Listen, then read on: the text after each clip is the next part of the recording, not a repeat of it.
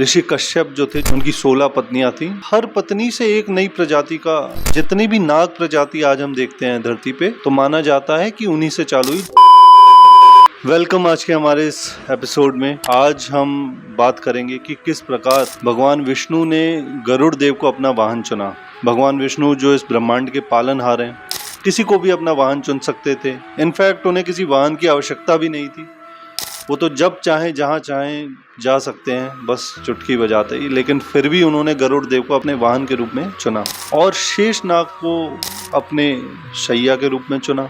तो आज इस कहानी को बड़े ध्यान से सुनना। बहुत टाइम पहले ऋषि कश्यप जो थे, जो सप्त ऋषियों में से एक हैं, उनकी 16 पत्नियां थीं और हर पत्नी से एक नई प्रजाति का जो है आगमन हुआ। जैसे दिति और अदिति उनकी 2 पत्नियां उनमें से, जिसमें देव और दानवों को जिन्होंने जन्म दिया। वैसे ही माता विनिता और माता कद्रू। माता कद्रू ने मांगा था 1000 पुत्र का वरदान ऋषि कश्यप से। जितनी भी नाग प्रजाति आज हम देखते हैं धरती पे, तो माना जाता है कि उन्हीं से चालू हुई। जो उनके 1000 पुत्र थे वो नागों ने जन्म लिया था उनके द्वारा, जिसमें शेष नाग भी हैं, नाग वासुकी भी हैं। तो दूसरी तरफ माता विनिता के गरुड़ देव और अरुण देव 2 ही पुत्र थे, लेकिन ये दोनों पुत्र माता कद्रू के 1000 पुत्रों से ज्यादा शक्तिशाली, ज्यादा ज्ञानवान थे। तो एक दिन दोनों खड़े हुए थे और पहाड़ी पे एक घोड़ा खड़ा था सफेद रंग का, और बहुत सुंदर घोड़ा। और ये घोड़ा कोई और नहीं, ये समुद्र मंथन में उच्च श्रवा नाम का घोड़ा जो है निकला था, ये वही घोड़ा था।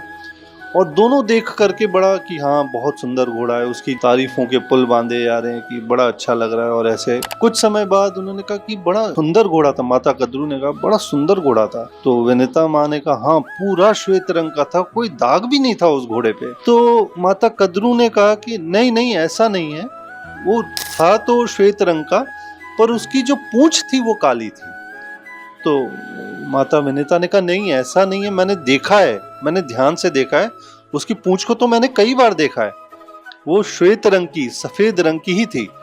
अब दोनों में शर्त लगी। शर्त ऐसी लगी कि माता कद्रू ने कहा कि कैसे मैं इसको और इसके पुत्र को अपना दास बनाऊं। ये मनशा रख के उन्होंने शर्त लगाई कि चलो कल सुबह देखेंगे, वो वहीं आता है, और कल सुबह देखेंगे कि उसकी पूंछ किस रंग की थी। यदि मैं जीती तो तुम और तुम्हारे पुत्र मेरे दास बनेंगे, जो गरुड़ देव है, और अगर तुम जीती तो मैं और मेरे 1000 पुत्र तुम्हारे दास बनेंगे। शर्त लगी। शर्त लगाने के बाद माता कद्रू अपने 1000 पुत्रों के पास गईं और सबको ये कहा कि सुनो एक काम करना, कल जा करके उच्च श्रवा नाम का एक घोड़ा उस पहाड़ी पे आता है, उसकी पूंछ पे लटक जाना, क्योंकि वो सर्प थे तो देखने से दूर से ऐसा लगेगा कि पूंछ काली।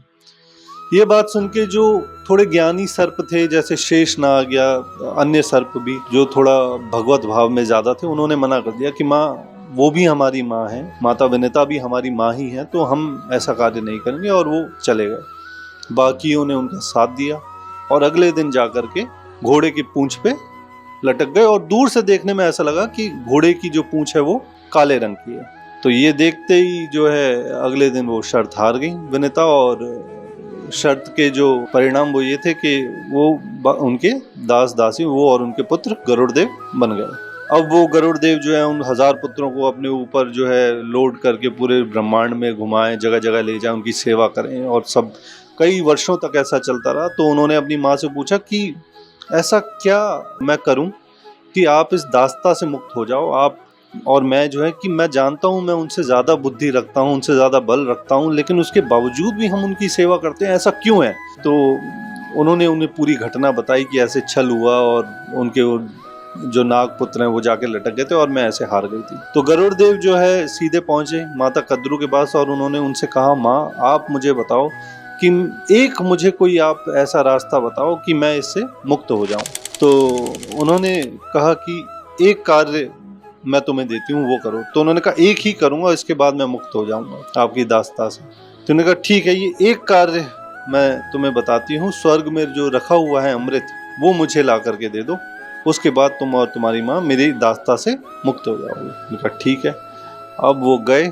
वहां से जाने के बाद ये पूरा किस्सा गरुड़ देव ने अपनी माँ विनिता को सुनाया। सुनते ही जो है माता विनिता ने इंद्रदेव को तुरंत सारी बात संक्षिप्त में बता दी कि देखो वो आएगा और आएगा जरूर, और तुम उसे रोक नहीं पाओगे।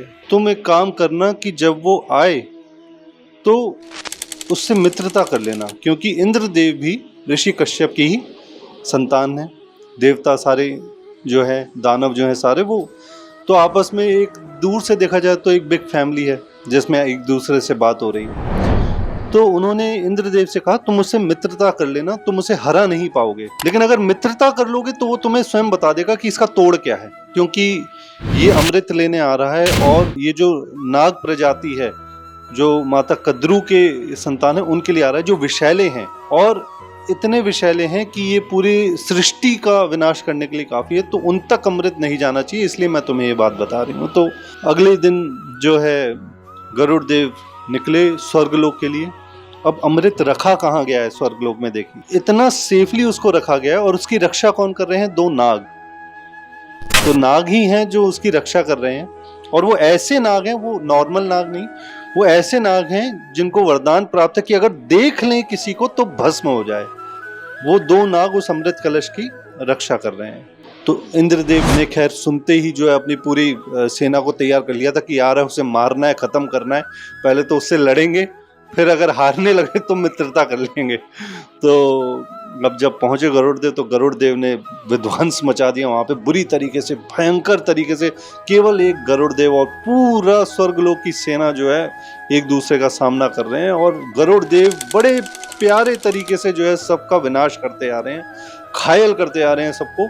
अंत में वो द्वार पर पहुंचे और जहां अमृत रखा था तोड़ते ही गरुड़ देव के बारे में कहा जाता है कि उनकी गति वायु से भी ज्यादा है, मतलब वायु की जो गति है उससे तेज गरुड़, और ज्ञान में भी गरुड़ देव का कोई मुकाबला नहीं। तो ज्ञानी पुरुष और शक्तिमान सब प्रकार से जो है उनका मुकाबला करने योग्य ही नहीं कोई। तो इंद्रदेव देख करके हैरान हो रहे हैं, यार ये कैसा, ये कौन है, ये किस प्रकार से इसे मारा जाए, किस प्रकार से इसे हराया जाए।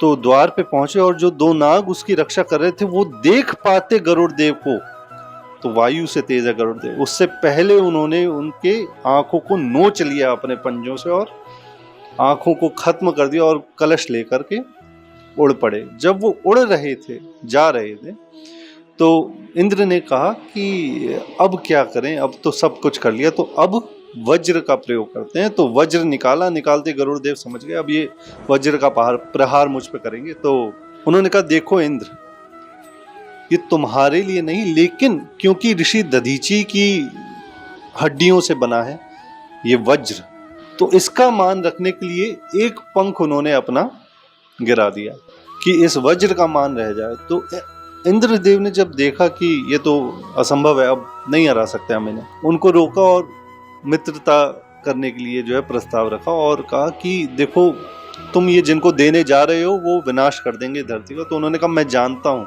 इस बात को मैं जानता हूँ, यदि ये मैंने उन्हें दिया तो विनाश हो जाएगा, लेकिन मैंने उन्हें पिलाने का वादा नहीं किया है, अमृत पवाने का वादा नहीं किया है, सिर्फ देने का वादा किया है। तो जिस क्षण मैं रख के अपनी माँ को लेके जाऊंगा उसके तुरंत बाद आपको ये अमृत कलश वहां से हटाना पड़ेगा। ठीक ऐसा ही हुआ। गरुड़ देव पूरे रास्ते स्वर्गलोक से धरती तक अमृत कलश को लेकर के आए अपने साथ, और वादे के मुताबिक उन्होंने रखा। इससे पहले माता कद्रू और उनके सर्प जो पुत्र थे वो उसका पान कर पाते, इंद्रदेव उस कलश को लेकर के वायु देव के साथ वहां से निकल पड़े। अब वाहन क्यों बने, इस पूरी कहानी में वाहन क्यों बने गरुड़ देव?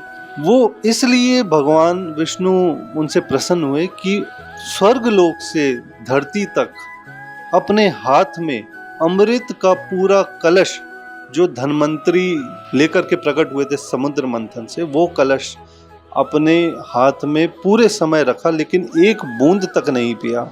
ये देख करके, ये जान करके भगवान विष्णु ने उन्हें अपना वाहन बनाया। इस प्रकार गरुड़ देव ने भगवान विष्णु का जो है मन जीता, भगवान विष्णु को प्रसन्न किया जाने अनजाने में। नियति और जो एक मन का भाव होता है वो बहुत सफ़ेद होना चाहिए, श्वेत होना चाहिए, साफ होना चाहिए, मन शांत होना चाहिए, तब इस प्रकार के भाव मन में उत्पन्न होते हैं जो गरुड़ देव के मन में थे।